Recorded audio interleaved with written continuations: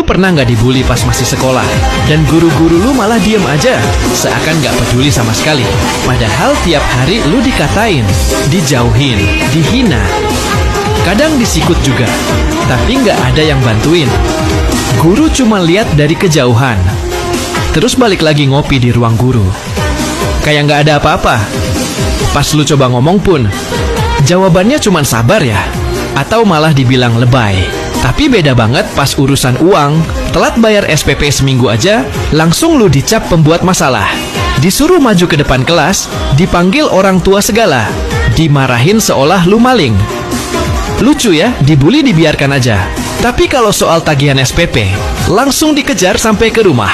Sekolah tuh harusnya tempat aman, bukan tempat yang penuh tekanan. Apalagi dari guru sendiri. Ya walaupun gak semua guru kayak gitu.